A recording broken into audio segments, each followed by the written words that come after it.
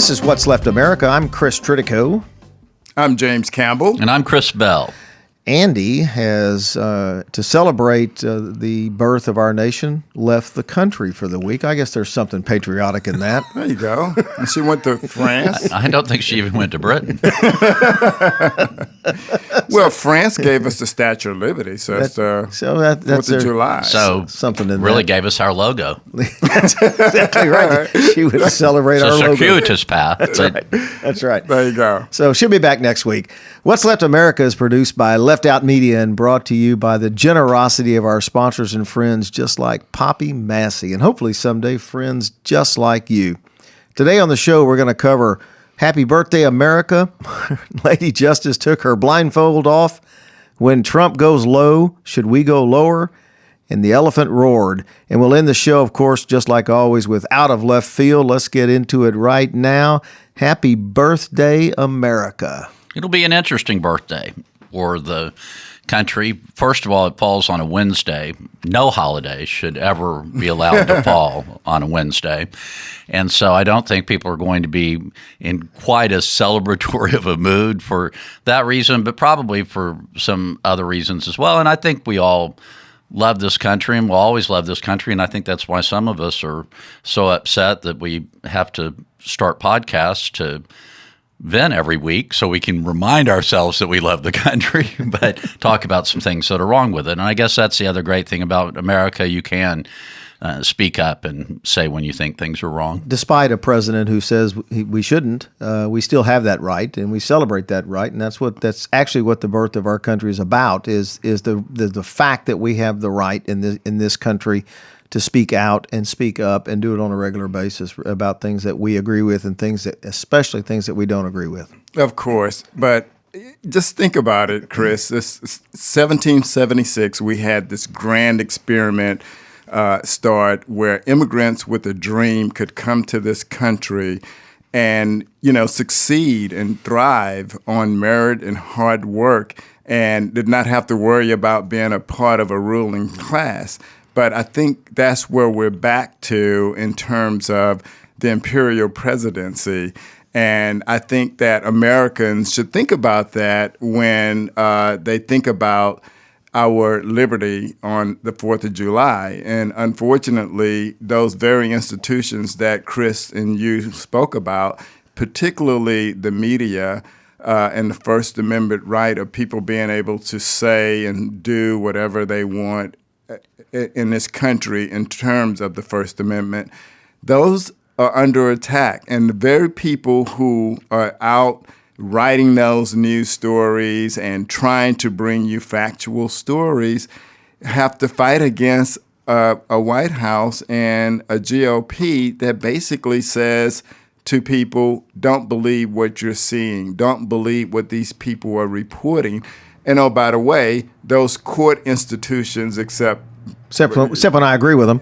Yeah, that's exactly right. But those the institutions like the court system and the law enforcement and justice system, they're all under attack. And that's what separates us from every country in the world. When I traveled extensively out the world, in Africa, Russia, you name it, the thing that separates us are institutions, are the rule of law, but yet that's under attack. And we need to think about that on the 4th of July.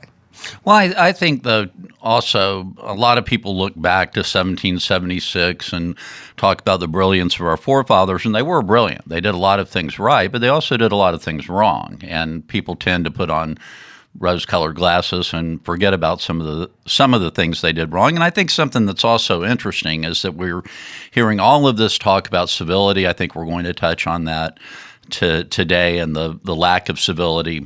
James Baker had a lengthy op-ed in today's paper talking about what he views as the lack of civility. But this isn't something new. I think maybe it's hit real low point here in the United States. But when you look back at some of those forefathers and some of the things that they were doing to each other and saying about one another. I can challenge you to a duel. Yeah. Right. We could just end it right there. Aaron Burr was not a very civil person. Well, and the things that they were saying about each other weren't what we would consider to be very civil. And the rumors they would spread and the other way they would politic was somewhat questionable, I think, looking back. But I would also offer that we have come a long way. Our knuckles are off the ground now, and I think we should have evolved in terms of civility as well. Women can vote now. Women have a voice in things. We've evolved, and I think that our civility should evolve as well. Isn't it cyclical, though? I mean, we've come through these times before where we weren't civil to each other. The 50s when we investigated everyone in Hollywood for being a communist and banned people and had lists and put people in internment camps for being of Asian descent just because they were of Asian descent. We got through that and we had relative calm unless you were black. And we got through all of that, and now we've just kind of come full circling back to it. Isn't it just kind of a cyclical event? Well, and I think that's the good news, Chris, that we have made it through those cycles, and the country has survived, and we live to fight another day. Which is what makes this country great. But take us back to what we're talking about is happy birthday to the country, because at the end of the day, when we have these events like this and we have presidencies like this, hopefully never another presidency like this, our country is strong enough to make it through these times. And our Constitution is strong enough to make it through these times. And I'm one, even though I've been griping like crazy about what's going on in the country, I've always believed that our Constitution and the fundamental belief that the people have in the Constitution and in the country rises above the times that we're living in, and I think we will rise above this. I also would submit, Chris, but it's about leadership as well, and it's leadership from the top, and we aren't seeing that except from one side. It has to be a unified message, and even though let's take George Bush, for instance. Even though George Bush, a lot of people did not agree with him, when our country was under attack after 9/11, he brought the country together with a message of unity, and Americans came together as Americans. I don't care what color you were or what language you spoke. But that's not happening now. Polarization is the thing that's ruling the day, and hopefully that will go away and we will come back to some sense of normalcy. Far be it for me to defend Donald Trump on anything, but he didn't polarize the country. The country was well polarized before Donald Trump decided to run for office. He just used it. And used it well. And used it well. And look, I'm going to give him credit, even though I hate it, I'm going to give him credit for realizing that was a strength that he could play to, and he played it well. Well, I think we're right on track here in What's Left America to becoming George W. Bush's favorite podcast. We celebrate him a lot. This many Democrats have sat around saying nice things about that man. We totally miss him. We long for George Bush. But Chris, I would also submit that when Barack Obama was elected, everybody talked about America being post-racial, when in fact we got more racial in terms of the way people viewed each other. And it was almost like, okay, we've elected an African-American president, so, shut up. So you just made my point, though. That made my point about Donald Trump, because when Barack Obama got elected, the people on the far right became more racist than they were in the beginning because they were so offended that we let a black man become president. That single event did more to divide the country than anything that's happened since the Civil Rights Act was passed by Congress. I would concede that point. Yeah. But I think that Barack Obama did a lot to try to bring the country together, but we'll talk about that a little later. All right, let's move on. Lady Justice last week ripped her blindfold off with the retirement of the announcement of the retirement of Justice Kennedy. We're going to spend some time talking about that now. This is going to shape politics, American law, American culture for the next 50 years. There is no question about that, that what's about to happen to the United States. But before we get into the shaping of that, I want to talk about something that's been emerging about what may be President Trump's and his family's involvement in Justice Kennedy's retirement. It turns out that before President Trump ever decided to run for office, when he was out of money and his company was about to file for its 7th bankruptcy, Justice Kennedy's son, I can't remember his name, but Justin. Oddly enough, that's my son's name. Justin Kennedy loaned him $1 billion when he was with Deutsche Bank, or he may still be for all I know with Deutsche Bank. Loaned him $1 billion and bailed him out and allowed him to bailed his company out and allowed him to stay in business without having to file bankruptcy. When President Trump gave his first speech to Congress, he stopped, shook Justice Kennedy's hand and says, "Tell your boy hi," and they had a brief conversation about how much their kids loved each other. And this is shaping up to be a pretty big scandal in my view, that there may be something about and between President Trump pushing Justice Kennedy to retire so that he can get this replacement. Well, it's just so damn strange that we're just now hearing about it. There hasn't been a lot of reporting about it before. And it just seems so odd. And I don't think we have all the facts yet, because some have said that Justin Kennedy may not have had as much control as some have suggested about that money being loaned to the Trump organization. But it really is getting to this point where truth is stranger than fiction in the world in which we live in. I think when the story first surfaced, you sent out an email and said, "Have y'all heard anything about this?" And none of us had. And so we start looking into it, and sure enough, the Times is reporting on it. And I don't think they're leveling any direct accusation, but they do. It's sort of strange that Kennedy, who's always been the swing vote on the Supreme Court since Gorsuch came on, has voted right in line with the conservative bloc, and then right through this week as this session came to a close, and kind of a different tack for him altogether, and now stepping down so that Trump will be able to ensure the direction of the court for the rest of our lifetime. But this is the kind of thing that should have been reported during the election, because, again, we talk about this all the time. Elections matter.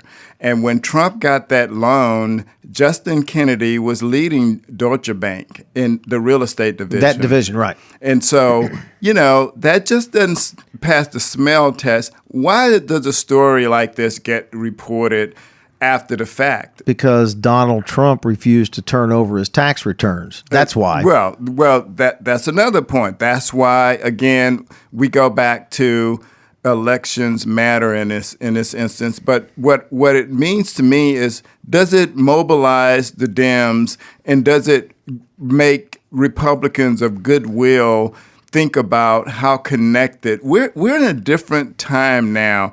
And Naomi Klein wrote a book about how Donald Trump is a businessman, and people of the working class are basically saying, okay, we've had politicians run this country. Now we have a businessman who's running this country, and maybe he has the answers. And so maybe people are willing to overlook things now, Chris, unfortunately, because they think this man is going to be a savior because he is a billionaire.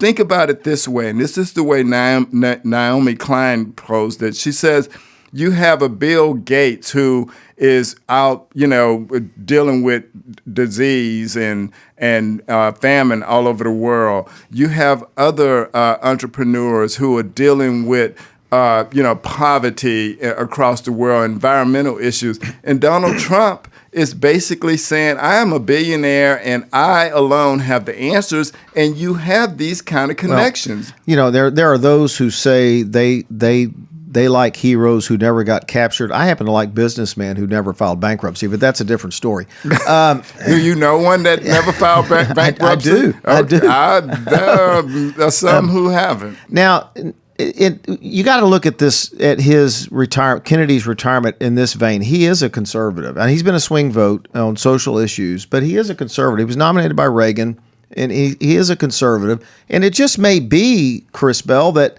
he said, look, I'm gonna retire now so that a conservative president can nominate a conservative back to the court. And he's 81, right. So it's not completely far-fetched that this was a time, and he's always been on the list of those who might resign along with Ruth Bader Ginsburg. So it's not completely surprising or shocking, but I do think it's going to set off an extraordinary war, and it's going to be fun to watch. Well, the war, though, is going to be thank you, because the war is going to be in the GOP. Not the Democrats have there's nothing the Democrats can do. If the Democrats all vote no, the GOP can still confirm Donald Trump's replacement. If they all vote to go. Susan Collins has said that she will not support someone who is going to overturn Roe versus Wade. Actually, what she said today was she will not support someone who would not respect precedent, stare decisis.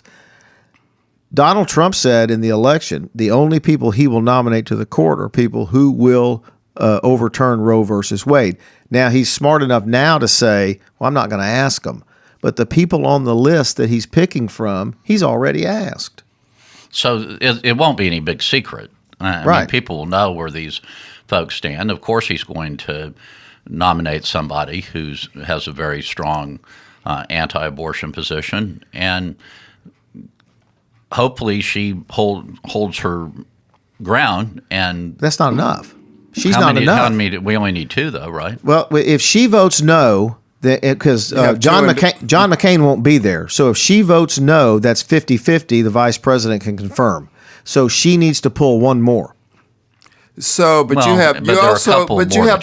have two independents as well. So the Republicans have a 51-47 Dems and two independents, and if Susan Collins votes no, then But both independents caucus with the Democrats, so that's already in the mix. No, that's not true. It's a 47-51 Republican versus Dems and two independents. But like Chris says, they do caucus with the Democrats, with the Democratic Party, and routinely vote with the Democratic Party, and right. But you have Murkowski. I mean, so there are other people out there who are on the fence, especially on the abortion issue, and probably can't afford to vote for someone who has a really stringent anti. But the problem the Democrats had when Neil Gorsuch came up, there was 4 or 5 Democrats that voted to confirm him because they're in very tough races in states that supported Donald Trump. And I don't know if they're going to have the wherewithal not to support another Trump nominee. Right. So I think that's the larger question, Chris, is, the Democrats, if you look at the midterm elections, the roll call said that the 10 most vulnerable senators are 9 Democrats and Dean Heller in Nevada. But there are 9 Democrats who have to defend in states that Trump won. And so, the Democrats have to, elections, again, here we go, elections matter. But think about it like this. If Trump gets his way and he gets a second term, you got Ginsburg, who's 85. He's not going to make it through a second Trump term. You got Breyer, who's turning 80. That court can conceivably go from a 5-4 to a 6-3 or even a 7-2. Right. That can generationally change this country forever. Well, right, but we've been depending on the court for far too long, where we need to get back to depending on legislative bodies to make laws. And so people need to wake up, and the Democrats need to wake up and realize that we need to change the overall complexion of Congress. That's the way we really can ensure better life for ourselves. So let's just talk about a few issues that should Trump get his nominee through. Abortion, is it gone? Is it going to go to the states now? I think yes, just like union dues and employee protections, same-sex marriage may come up again. That there are so many things, civil rights issues, voting rights issues, all those things are going to come up. And if you have a conservative court, we're going to lose on that. And so it has to be in the state. It has to be in the state legislatures. We have to start turning that at some point. So and we'll stick with the abortion here. We just got about 2 minutes left with this anyway. If abortion goes to the states, we're in Texas. Texas legislature comes in January. They're gonna ban abortion in January. Well, I guess that's the next step. That's the only other thing they could do, right, based on what they have already done and I think have now gotten approved. And now they have carte blanche. If the Supreme Court changes before January, I think the Texas legislature feels carte blanche to go ahead and ban it. Well, but also, those folks who talk so freely about banning abortion, many of them didn't live through the time when abortion was illegal and what happened as and a women result. were dying. And if they push us back to the dark ages and that starts happening again, I think you were talking about things being cyclical earlier. I think you'll see an incredible pushback among women of all ages. It's just that younger women didn't have to go through that. They've always taken it for granted. And it may come a day here pretty soon where they can no longer take it for granted. And I think I'm also encouraged in Texas by Joe Strauss and people like Sarah Davis who are pushing back on the most conservative. Well, Joe's gone. But someone who's fairly like-minded will probably take his place, and we're talking about the Speaker of the Texas House. Yeah. Right. All right, let's move on. When Trump goes low, should we go even lower? And this has been something that's been building for a very long time. Last week, I think it was last week. Oh darn it! I lost. Who was it that Maxine Waters. Maxine Waters came out and was talking about the Sarah Sanders getting kicked out of the restaurant, and at a rally said, if you see any of Trump's people at a restaurant, go out, tell them, get them out of the restaurant. You're just really going out. She didn't say to attack them. She never suggested that anyone should attack them, but she made statement. Quite frankly, I didn't think she should have done it, but she said, let's push back on these people. Well, she had death threats over that. And Donald Trump came out and really attacked her pretty darn hard. Called a low IQ. A low IQ. But let's talk about what Donald Trump's done. During the nominating process, he attacked Jeb Bush. He attacked Ted Cruz. He attacked Megyn Kelly. Everybody remembers that. She had blood coming out of her whatever. This is while she was an anchor at Fox News, the news network that supports him. He said Mika Brzezinski had blood bleeding badly from a facelift. Donald Trump will attack anybody and everybody at any time.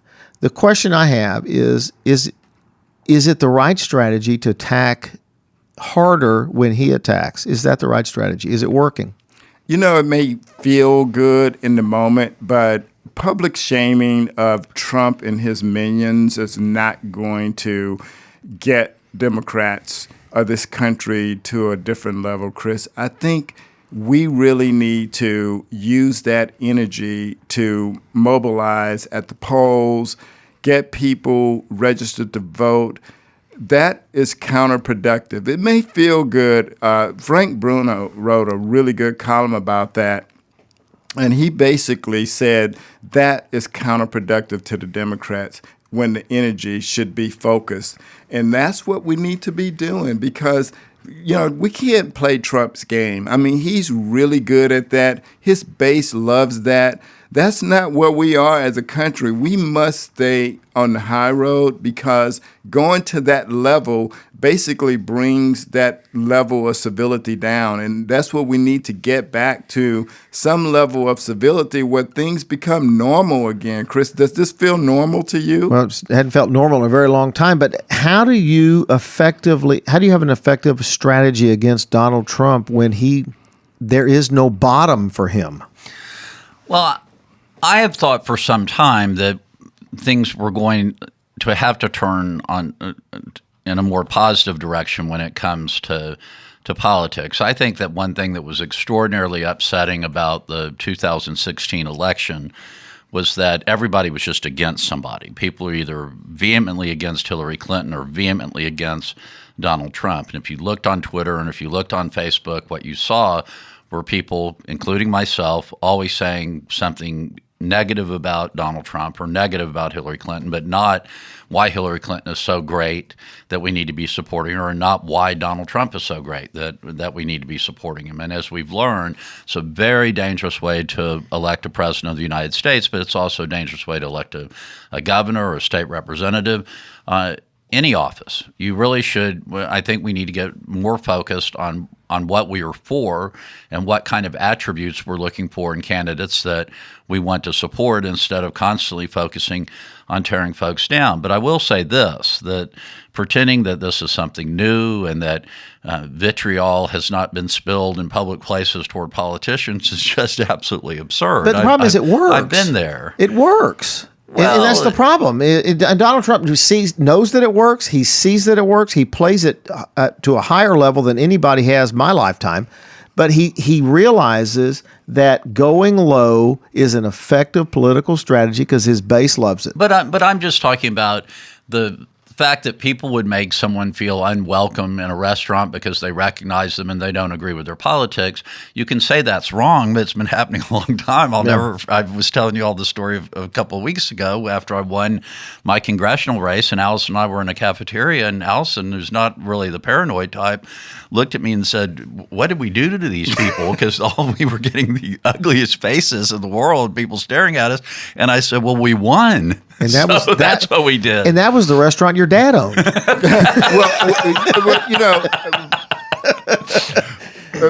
Chris, you make a good point that it has been around. But the difference, I think, now is you have a megaphone of social media. And Trump uses that to his advantage. He does not have to. Presidents before had to filter through traditional media. Trump doesn't do that. He speaks directly to his public.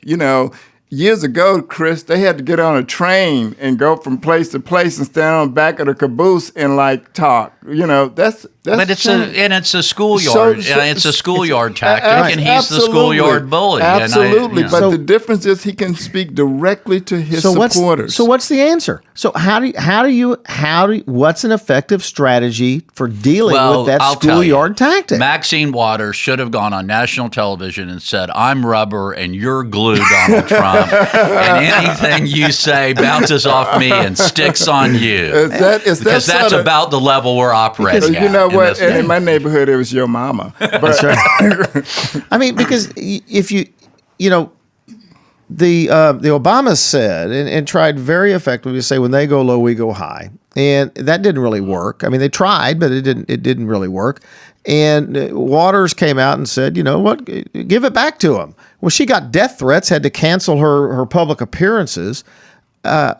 I don't know what an effective strategy is for this. Well, I think Beto O'Rourke here in Texas has taken on is showing a pretty effective strategy in the way he's handled it. If you hear him speak, I haven't heard him speak lately. I need to go back out to another one of his events. But I think that he doesn't make his speeches all negative about Ted Cruz, who he's running against, or all negative about Donald Trump. He tries to talk about some of the positive things that he's done while a member of Congress. And I think that's probably the best way to handle it. And try to highlight those positive things and without trying to vilify everything about the other person. But I don't know that Donald Trump will ever not do what he's doing. Do you just ignore him? And how do you ignore him? How do you ignore him? Well, he's impossible to ignore. I mean, he controls every news cycle, so he's impossible to ignore. But some of the stuff that he says is so juvenile that I guess his most fervent supporters think that that's kind of cool. But I think most people are listening to that and just thinking, who is this guy? And how could he possibly be the president of the United States and talking like this? But, I think that Republicans have gotten fatigued by it because, they don't even want to respond to it, Chris. Paul Ryan and Mitch McConnell have gotten to the point where they don't even want to discuss that because they know that it's going to happen. But that's what I've been talking about. I've been talking about leadership, Chris. And if you don't have leaders of goodwill in both parties, especially leaders like Mitch McConnell and Paul Ryan speaking out, God bless his soul, we miss Mitt Romney. He's like at least he's coming back. Mitch McConnell's not a leader. He's doing everything. He's bending over backwards. I'm saying the leader of the Republican Party and Senate, and so he needs to say something about this. I disagree. Like John McCain stood up to him. Okay, look, John McCain. I give you all the credit for that. Mitch McConnell has a spine made of cooked spaghetti. Okay, but wishful thinking. Paul Ryan tried to be a leader, and instead of standing up and fighting, he retired. Yeah. All right. Jeff Flake retired. All of their leaders quit because they couldn't stand up to what Donald Trump is doing. Well, they're leading people outside the Capitol. If it's a different kind of leadership. Holding the door open. So the problem is the people who wanted to be the leaders of the GOP were led out, as Chris said, led out the door because they can't stand up to this. But if you have 30% of your party who thinks that this guy can do no wrong, that Donald Trump can do no wrong, and those folks are going to line up against you, you don't have to be a math scholar to figure out that you're in that's my point. Really deep trouble. And that's what's happened to Flake, and it's what's happening to Paul Ryan. He was going to lose. Right. So it's a very, And so they can't stand up. That's the problem. They can't stand up to him because if they do, they're going to lose their next race. And the Speaker of the House can't lose his next race. And unfortunately, we really don't have the kind of talent in the Democratic Party that can take him on. I mean, Barney Frank is gone. He has that kind of humor and that kind of wit and intelligence where he could probably give him a really good run for his money. There were some people in the Clinton administration who had that kind of pushback that could have probably played pretty good hardball with him. But really, you think about it, Nancy Pelosi doesn't have that kind of personality. No. She would get destroyed by him. Right. And so you really don't. And so hopefully someone will come of age and start stepping up who really can hit back and hit back effectively. Elizabeth Warren seems to get under his skin for some reason, not from a Pocahontas, not from a wit standpoint, I don't think, but apparently she does bother him. But I mean, is that what we are in politics, where it's like a tit for tat with the president of the United States? Apparently. That's not going to work. All right, let's move on. The elephant roared. A 28-year-old upstart politician, Alexandria, how do you say that? Octavio, I think. Ocasio-Cortez beat Joe Crowley, the number 4 man in the House Democratic Party. Crowley never saw it coming. Debbie Wasserman Schultz said last week after Crowley lost, every member should pay close attention to their races. Really? Thanks, Debbie.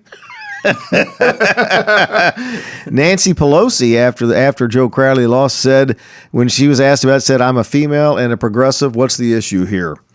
Is this the beginning of a sea change for the Democratic Party? I said just a couple weeks ago, Chris Bell, that I said we needed a new brand of leadership in the Democratic Party.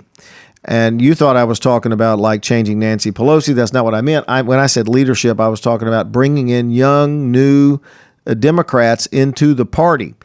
This young lady calls herself a Democratic socialist.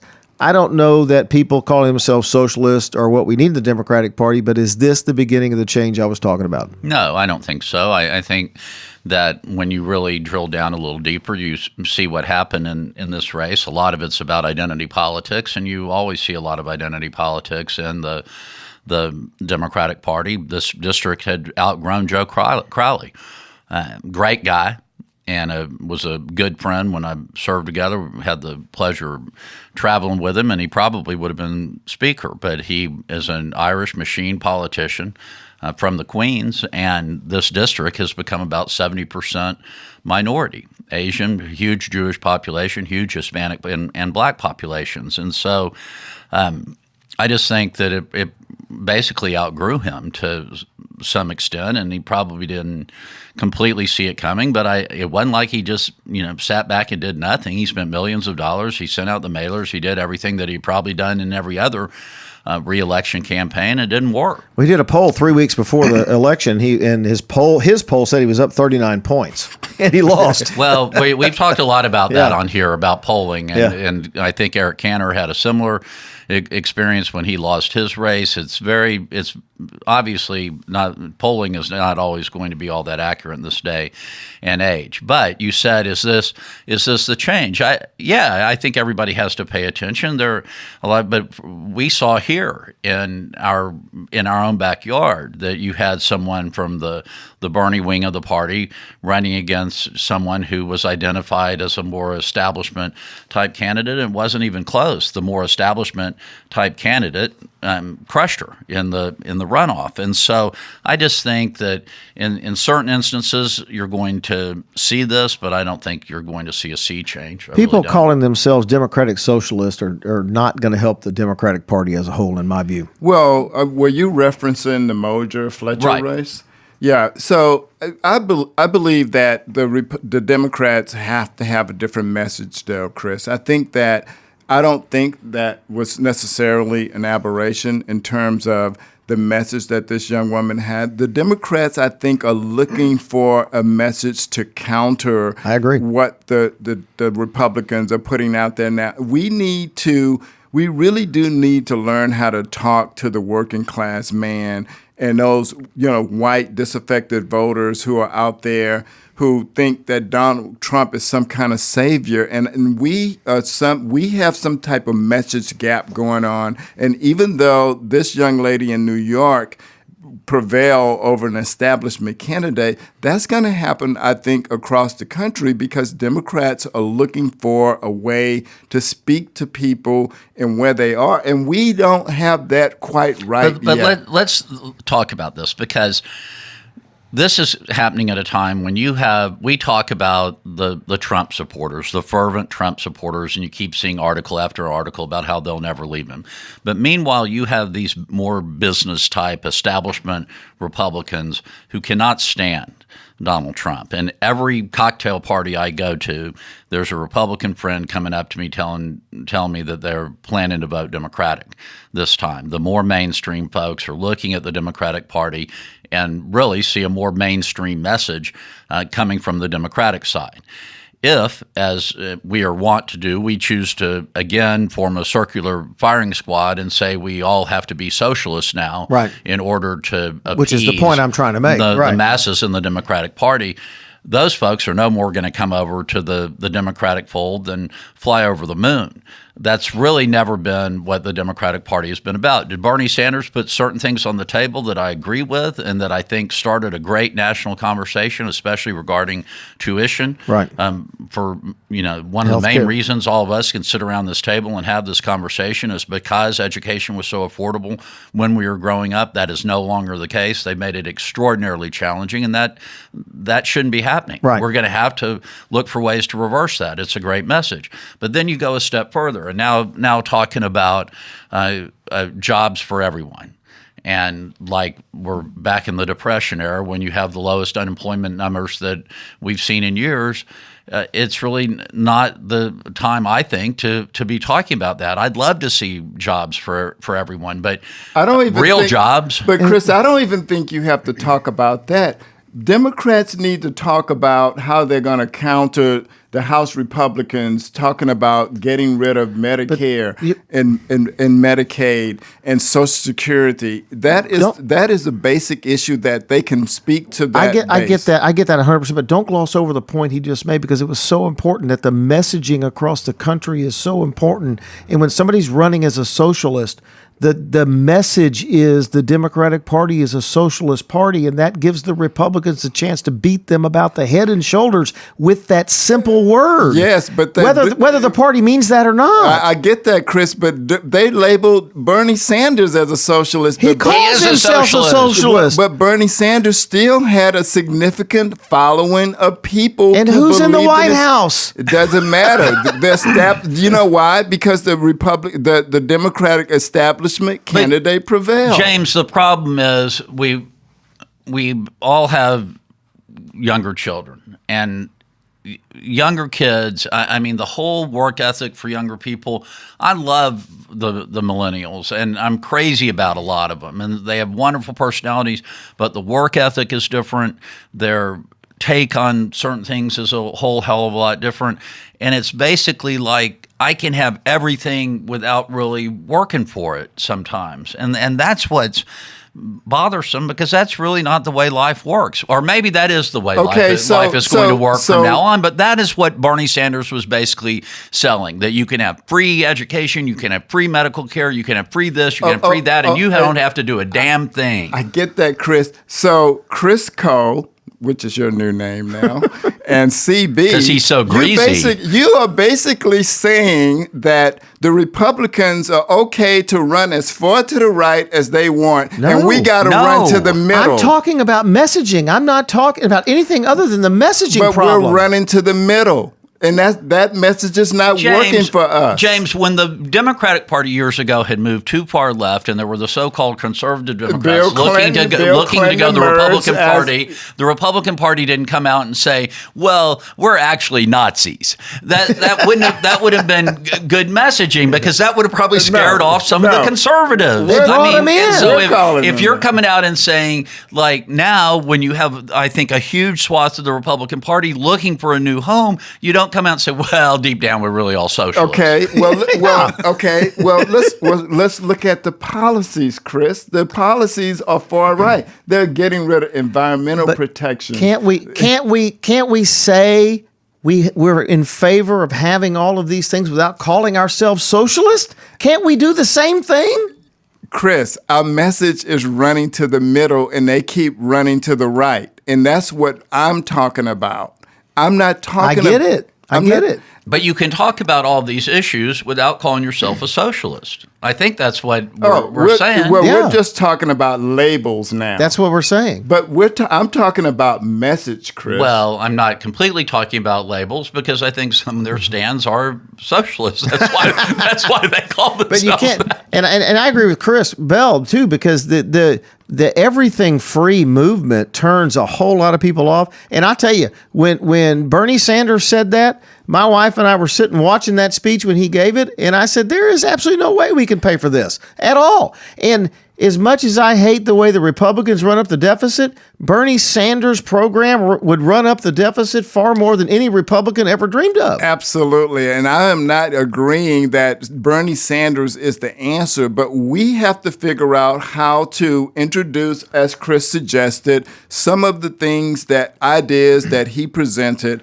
But we have to stop running to the middle. We have to be a little bit left of center to be able to talk to those people. I do not disagree with that. I don't disagree with that either. But right now, we need to be a little bit more to the middle to get a whole bunch of disaffected Republicans. And that's a big thing. But the number one thing is Democrats, please listen to this. Stop calling yourself socialist. Please. Comrade Campbell is not even going to call himself that anymore. All right, one last question before we leave this topic. One last question. I'm a Black Panther. Yeah, that's right. We got to go to out of left field, which this whole topic has been. But one last question. If the Democrats take the House back, should Nancy Pelosi be elected Speaker again? I mean, there was not so secretly open talk about Crowley doing it. Now he's not going to be there.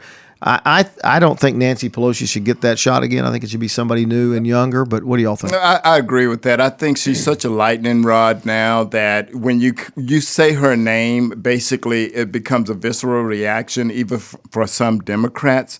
So I think that they need to look at new leadership on the House side for Speaker.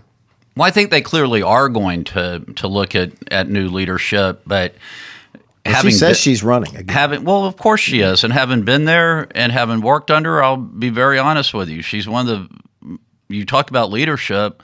being able to herd those cats and get them to move in the same direction from time to time is amazing. She's one of the best leaders I've ever seen. She is incredible, the way she's been able to raise money, the way she shares that money, and that's why she is the minority leader and why it's going to be very tough to beat her if the Democrats take back the House. And I don't dislike her. I have a lot of respect for everything she's done. I'm just going back to what I've been saying. It's time for the party to move to newer, younger leadership that more of the country is going to look at. I think that the party is moving past people like Nancy Pelosi.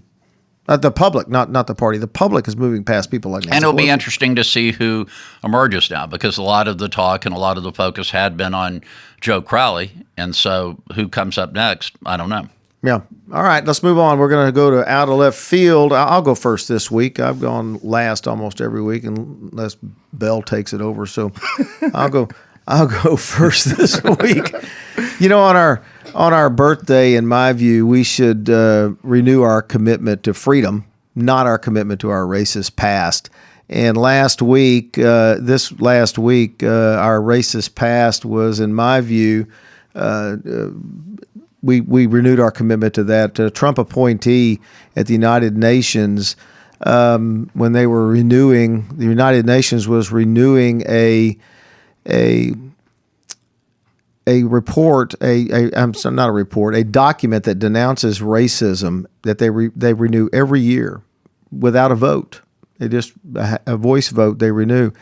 And Andrew Verprick, the State Department's Deputy Assistant Secretary for Refugees and Migration, questioned the notion that the state leaders have a duty to condemn hate speech while rejecting terms like nationalism, xenophobia, and populism. The drafters say populism and nationalism as if they are dirty words. In documents obtained by the network, there are millions of Americans who likely would describe themselves as adhering to these concepts, maybe even the president. So why are we looking here to condemn our fellow citizens those who pay our salaries? Well, sir, that's what this country is all about, and I object to what you're doing, and I object to your being even at the UN or working for my country, and I don't want to pay your salary anymore. Please resign. Hear, hear. So, as I talked about earlier, in 1776, this country gained its independence, and so began this grand experiment where immigrants with a dream could strive in a country based on hard work and merit, and not because they were part of a ruling class.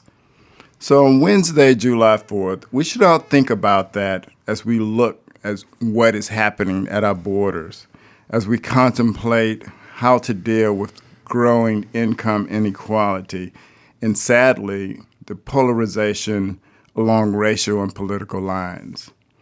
Yes, we remain a work in progress, but if we are going to continue to be the greatest country in the world, we must ask ourselves, where's our leadership? My out of left field this week is to ask people to have longer memories. One thing that I think one of our great failings in this country is that we tend to forget very quickly. We're bombarded by news. We now have a 24-hour news cycle, and we bounce from issue to issue. And to some degree, I think it's become part of the Republican strategy, hoping that people will just forget and move on. David Hogg will be in Houston next Sunday as part of the March for Our Lives movement.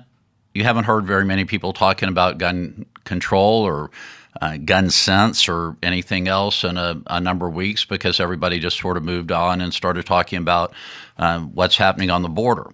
I hope as we move closer to November, I know other issues are going to emerge. Certainly the Supreme Court is going to become a major focal point. But let's not forget about the horror that we've seen happening with mass shootings. Let's not forget about the horror that we saw down on the border with families being separated. Let's try to have a little bit longer memories as we move toward November. And I think if we really do hearken back and remember all the things that we've witnessed over the course of the last 2 years, it ought to be a really great election for the Democratic Party. Well said. I wish I could remember what you just said, though.